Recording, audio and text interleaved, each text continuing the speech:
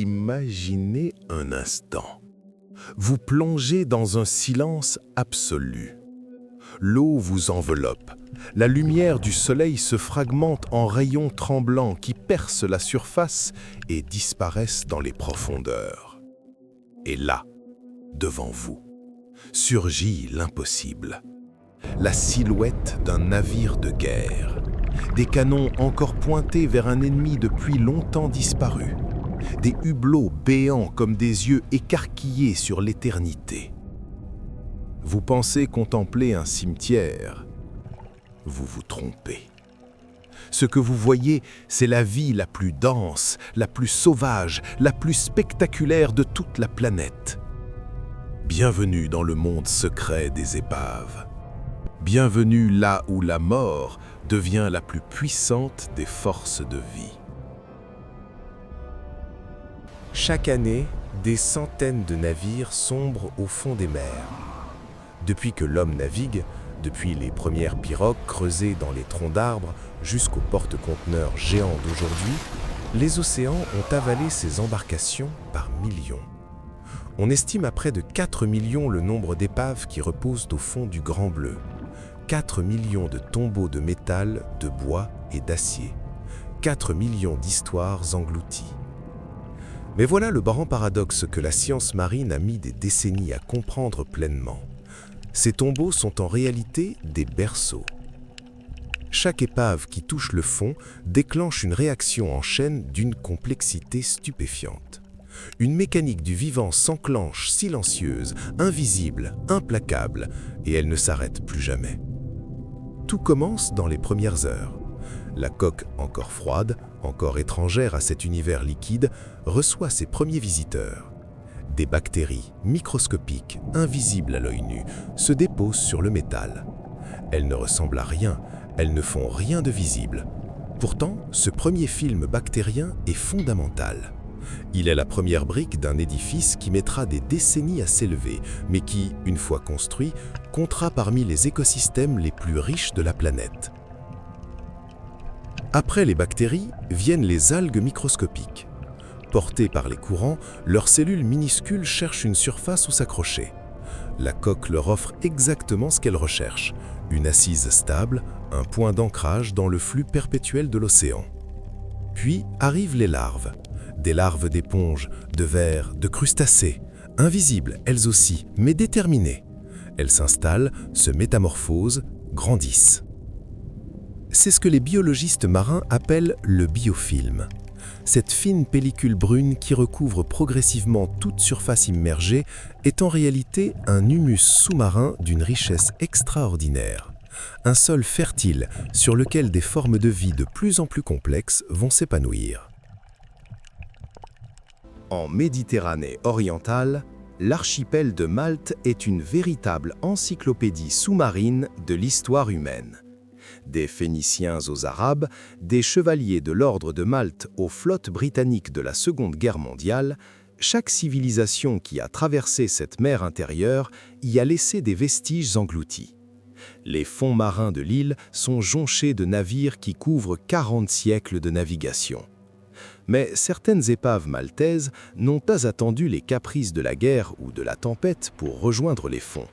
Elles y ont été délibérément envoyées. C'est le cas du Phaeestus, un petit pétrolier en fin de vie, désarmé, vidé de ses hydrocarbures, dépollué avec soin avant d'être volontairement coulé à 50 mètres de profondeur sur un fond de sable blanc. La scène du naufrage est saisissante. Le navire prend de la gîte lentement, comme résigné. L'eau envahit ses cales avec une régularité mécanique. Les superstructures s'inclinent. La coque disparaît dans l'écume. Et puis, le silence. En quelques minutes, là où flottait un bateau, il n'y a plus rien. Juste la surface lisse et indifférente de la mer. 50 mètres plus bas, le Phaeestus se pose doucement sur le sable, bien à plat, comme s'il avait simplement décidé de se coucher pour dormir. Ses flancs sont encore intacts, ses hublots encore transparents, son pont encore reconnaissable. Pour le moment, il n'est qu'un fantôme de métal, inhabité, silencieux, étranger à ce monde aquatique. Mais la transformation a déjà commencé. Invisible encore, moléculaire, elle progresse à chaque seconde. Les premières bactéries colonisent le métal. Les premiers grains de sable se déposent dans les anfractuosités. Et quelques semaines plus tard, les premiers plongeurs qui descendent visiter ce sanctuaire artificiel remarquent quelque chose d'étonnant. Une fine pellicule verdâtre commence à tapisser les surfaces horizontales. La vie a trouvé le chemin. En quelques mois, ce qui n'était qu'un tas de métal inerte se transforme en hôtel 5 étoiles pour la faune sous-marine locale. Les mérous inspectent les coursives. Les rascasses s'installent dans les recoins sombres. Les bancs de saupe tournoient autour des superstructures comme des nuages de confettis argentés. Et peu à peu, ce que l'on avait envoyé par le fond comme un déchet industriel devient l'un des plongées les plus prisées de la Méditerranée. À Marseille, une expérience unique au monde transforme la frontière entre art et nature, entre création humaine et colonisation sauvage. À quelques mètres seulement sous la surface, des silhouettes humaines se dressent dans l'eau turquoise. Des figures de pierre, grandeur nature, regardent vers le ciel avec une sérénité absolue. Ce sont des sculptures immergées, un musée sous-marin ouvert à tous ceux qui acceptent de chausser palmes et masques. Ces œuvres n'ont pas été conçues uniquement pour l'œil humain, elles ont été pensées dès le départ comme des substrats pour la vie marine.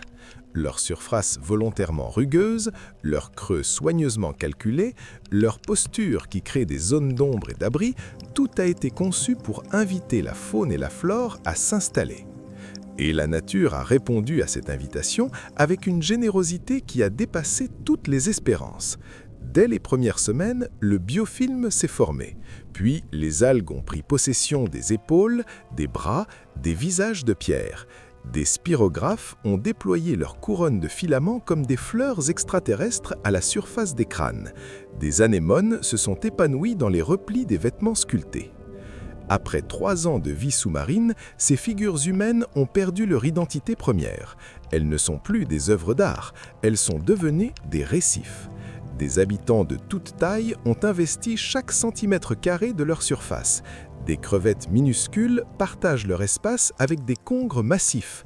Des nudibranches aux couleurs hallucinatoires se promènent sur leur peau de béton. C'est une leçon d'humilité que la mer offre à l'artiste. Ta création n'est qu'une ébauche, c'est moi qui vais l'achever, c'est moi qui vais lui donner sa forme définitive.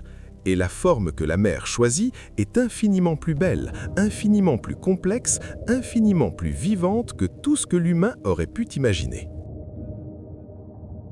Loin des côtes, au large de Nice, la Méditerranée ressemble à un désert liquide. Des kilomètres d'eau bleue sans un îlot, sans un récif, sans un relief. En surface, le plancton dérive. En profondeur, les grands migrateurs traversent sans s'arrêter. C'est un monde de passage, pas un monde de résidence. Et pourtant, il suffit d'une planche de chantier tombée d'un cargo, il suffit d'une branche d'arbre charriée par un fleuve en crue, il suffit du plus modeste des débris flottants pour que tout change. Les poissons surgissent de nulle part. Ils cherchent l'ombre, ils cherchent un point de repère dans cette immensité uniforme, ils cherchent ce que tout être vivant recherche, un abri. Ce comportement, les pêcheurs l'ont observé depuis des siècles. Les thoniers méditerranéens avaient l'habitude de remorquer des branchages flottants, des radeaux de bambou, n'importe quoi qui pouvait servir de point de concentration. Sous ces modestes attirails, des tonnes de bonites et de thon s'agglutinaient en quelques heures. La pêche devenait miraculeuse. Aujourd'hui, cette observation ancestrale a donné naissance à une industrie. Les dispositifs de concentration de poissons, les fameux DCP, sont des radeaux sophistiqués équipés de balises satellites déployés par milliers dans les océans tropicaux. Sous chacun d'eux, un écosystème entier se forme en quelques semaines. Des requins soyeux, des marlins, des thoniers géants gravitent autour de ces structures artificielles comme des planètes autour d'un soleil. Mais cette industrie a un revers sombre. Les filets déployés autour de ces DCP ne font pas le tri. Avec les thons viennent les raies manta, avec les bonites viennent les tortues marines, Avec les espèces commerciales viennent les espèces protégées, les requins vulnérables, les juvéniles qui n'ont pas encore eu le temps de se reproduire. L'épave qui devait être un refuge devient un piège. Le sanctuaire devient un abattoir. Au large de Porquerolles, dans les eaux translucides du parc national de Porquerolles, reposent deux navires qui sont devenus des légendes de la plongée mondiale.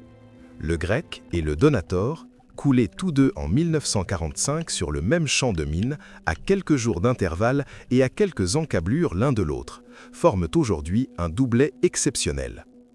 Le Grec transportait du vin lorsqu'il a heurté la mine qu'il a coupée en deux. Il repose par 45 mètres de fond, ses flancs évancrés laissant entrevoir une cargaison de bouteilles que la mer a progressivement ensablées. Depuis plus de 70 ans, les courants réguliers de la Méditerranée apportent à ces coques érodées une eau riche en nutriments, et la vie a répondu à cette générosité avec une exubérance sans pareille. Ce qui frappe le plongeur qui descend sur le Grec pour la première fois, c'est la densité de vie. Pas une surface qui ne soit recouverte, pas un espace qui ne soit occupé. Les gorgones rouges déploient leurs éventails délicats le long des bastingages. Les éponges orangées comblent chaque interstice. Les madrépores construisent leurs architectures de calcaire sur les ponts et les superstructures. Et partout, entre ces constructions vivantes, une faune d'une richesse étourdissante. Girelles, castagnols, sarres, pageaux, mérous, murènes. Les gorgones rouges sont peut-être les habitants les plus précieux de ces épaves méditerranéennes profondes. Ces animaux coloniaux, proches des coraux, sont parmi les plus lents à croître de tout le règne animal. 1 cm par an, parfois 2 dans les conditions les plus favorables. Une branche de 30 cm représente 30 ans de croissance ininterrompue. Un buisson de gorgones d'1 mètre de hauteur, c'est un siècle de vie marine. Et ces êtres centenaires sont en danger. Pas à cause de la pollution, pas à cause des filets de pêche, pas à cause des plongeurs maladroits, même si tous ces facteurs jouent leur rôle. Non. Le danger principal vient de la chaleur. Lorsque la Méditerranée se réchauffe, lors des canicules estivales, les gorgones meurent. Leurs polypes blanchissent, se nécrosent, tombent. En quelques semaines, des colonies centenaires disparaissent, laissant leurs squelettes calcaires dénudés comme des arbres morts. La thermocline, cette frontière invisible entre les eaux chaudes de surface et les eaux froides des profondeurs, descend chaque été un peu plus bas, menaçant des populations de gorgones qui se croyaient à l'abri. Et avec les gorgones, c'est tout l'écosystème qui vacille. Car sans les éventails de gorgones pour servir d'abri, de nurserie, de garde-manger, toute la chaîne alimentaire qui en dépend s'effondre. Tout le monde connaît les épaves mythiques. Celles que l'on photographie en plongée, celles dont on raconte l'histoire dans les livres. Mais certains des trésors biologiques les plus extraordinaires se cachent dans les endroits les plus improbables, les moins glamour, les moins photogéniques. Dans un coin de port vaseux, entre deux pontons qui sentent le gasoil et la vase, des coques de bateaux de plaisance abandonnés pourrissent lentement. Leurs propriétaires les ont désertés, incapables de payer les frais d'entretien ou simplement lassés. Et ces épaves misérables, ces déchets marins honteux, abritent l'une des populations d'hippocampes les plus importantes d'Europe. L'hippocampe est un animal d'une fragilité apparente qui dissimule une résistance stupéfiante. Incapable de nager contre le courant, il s'accroche à tout ce qu'il trouve avec sa queue préhensile. Il vit au même endroit toute sa vie ou presque, dans un territoire de quelques mètres carrés. Il mange de minuscules crustacés qu'il aspire avec son museau tubulaire et il se reproduit d'une façon qui continue de fasciner les biologistes, c'est le mâle qui porte les petits. La femelle dépose ses œufs dans la poche ventrale du mâle qui les féconde et les couve pendant 3 à 4 semaines. Lorsque les contractions commencent, le ventre du mâle se contracte et des dizaines, parfois des centaines de minuscules hippocampes parfaitement formés sont expulsés dans l'eau. Il nage seul dès la naissance, se disperse dans les herbiers de zostère et le père, à peine remis de cet accouchement épuisant, recommence le cycle. Comment une espèce aussi fragile, aussi sensible à la pollution, a-t-elle pu prospérer dans cet environnement dégradé? La réponse est dans la chimie de cet étrange milieu. La proximité d'un estuaire, l'osmose entre eau douce et eau salée, crée des conditions qui empêchent le parasite qui décime les hippocampes partout ailleurs en Méditerranée de se développer. Le poison devient antidote. La pollution devient protection. À l'autre bout de la carte, là où l'Afrique et l'Arabie se font face, la mer Rouge est l'une des voies maritimes les plus fréquentées de l'histoire. Pendant des millénaires, les négociants en épices, les pèlerins de la Mecque, les navires de guerre des empires ont sillonné ces eaux d'un bleu intense. Et beaucoup n'en sont pas repartis. Le Salem Express est l'une des épaves les plus tragiques de cette mer. En décembre 1991, ce ferry bondé de pèlerins revenant de la Mecque heurte un récif dans la nuit et coule en 20 minutes. Plus de 800 personnes disparaissent dans les flots noirs. C'est l'une des plus grandes catastrophes maritimes de l'histoire récente. L'épave repose par 25 mètres de fond, ses ponts encore jonchés des affaires personnelles de ceux qui n'ont pas eu le temps de s'échapper. Plonger sur le Salem Express, c'est plonger dans un mémorial. Chaque objet retrouvé, chaque chaussure, chaque valise éventrée raconte une histoire qui s'est brutalement interrompue. Et pourtant, la vie a repris ses droits ici aussi, avec une rapidité et une densité qui surprend même les biologistes. Les eaux chaudes et riches de la mer Rouge ont accéléré la colonisation. En quelques années seulement, l'épave était couverte de coraux, d'éponges, d'alcyonnaires. Mais le joyau absolu de la mer Rouge, c'est le Thistlegorm. Coulé en 1941 par des bombardiers allemands à la nuit tombée, ce cargo britannique de 120 mètres transportait du matériel militaire pour les forces alliées en Afrique du Nord. Il gît par 30 mètres de fond, ses cales encore remplies de motos, de camions, de rails de chemin de fer, de fusils. Un musée de la Seconde Guerre mondiale conservé dans le sel. Et sur ce musée, une explosion de vie. Les balistes titans, plus grands et plus agressifs que leurs cousins méditerranéens, règnent en maîtres sur la coque. Avec leurs mâchoires puissantes comme des sécateurs, ils brisent les coquillages qui se sont incrustés sur le métal. Les poissons clowns, immortalisés par le cinéma d'animation, dansent entre les tentacules des anémones qui tapissent les parois intérieures. La nuit, des carangues et des barracudas chassent en escadres serrées autour de la superstructure. Au large de la Caroline du Nord, là où le Gulf Stream remonte vers le nord en charriant ses eaux chaudes et bleues, se trouve l'une des plus grandes concentrations de requins-taureaux des sables au monde. Chaque été, ces prédateurs massifs, proches parents des grands requins blancs mais bien plus discrets, convergent vers les épaves qui jalonnent ce littoral. L'Aeolus, ancien navire de la marine américaine sabordé exprès pour créer un récif artificiel, accueille chaque saison des centaines de ces requins. Ils s'y rassemblent dans les coursives, dans les cales, dans les espaces ouverts des ponts. Ils semblent dormir, quasi immobiles, bercés par le courant. Leur respiration est lente, économique. En ingérant de l'air en surface et en le stockant dans leur estomac, ils parviennent à s'équilibrer dans la colonne d'eau sans dépenser d'énergie musculaire. Pendant des décennies, le requin-taureau des sables a payé le prix d'une réputation injuste. Son aspect imposant, ses dents visibles même bouche fermée, sa façon de nager lentement en tournant autour des plongeurs, lui ont valu d'être considéré comme dangereux. La réalité est tout autre. Il s'agit d'une espèce naturellement peu agressive envers l'homme qui préfère les poissons et les céphalopodes à la chair humaine. Ces requins jouent sur les épaves un rôle écologique fondamental que l'on commence seulement à mesurer précisément. En régulant les populations de poissons intermédiaires, ils empêchent les surpopulations qui épuisent les ressources. En s'attaquant en priorité aux individus malades ou affaiblis, ils maintiennent la santé génétique des populations. Sans eux, l'écosystème de l'épave s'emballe, prolifère dans des directions incontrôlées et finit par s'appauvrir. Des profondeurs de la mer Rouge aux côtes de Caroline du Nord, des ports abandonnés de Méditerranée au désert liquide du large. Les épaves nous disent toutes la même chose, avec une insistance tranquille, avec la patience de qui a le temps pour soi. Elles nous disent que la vie est plus forte que la mort, qu'un bateau coulé n'est pas une fin mais un commencement, qu'une catastrophe humaine, un naufrage, une guerre, un abandon, peut devenir le berceau d'un monde nouveau, plus riche, plus complexe, plus beau que ce qui existait avant. Elles nous disent aussi quelque chose de moins réconfortant, quelque chose qu'il faut entendre, que ces miracles ne sont pas invincibles, que les gorgones centenaires meurent quand l'eau se réchauffe, que les hippocampes disparaissent quand la chimie de l'eau change trop vite, que même les requins, ces survivants de 400 millions d'années d'évolution, ne peuvent pas résister indéfiniment à la pression que nous exerçons sur les océans. Les épaves sont des conservatoires naturels d'une valeur inestimable. Elles préservent des espèces, abritent des nurseries, maintiennent des équilibres fragiles que nous comprenons à peine. Mais elles ne peuvent pas, seules, réparer ce que nous défaisons en surface. Le message des épaves est un message d'espoir et d'urgence, un message de beauté absolue et d'avertissement solennel.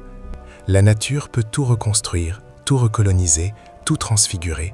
Elle l'a prouvé 1000 fois dans ses cathédrales immergées où la rouille et le corail, le métal et la vie, le naufrage et la renaissance coexistent dans une harmonie que nous n'aurions jamais su imaginer. Mais elle a besoin de temps, elle a besoin d'eau propre, elle a besoin de température stable. Elle a besoin simplement que nous arrêtions de lui faire la guerre. Ce n'est pas beaucoup demandé, sauf que c'est précisément ce qui nous est le plus difficile.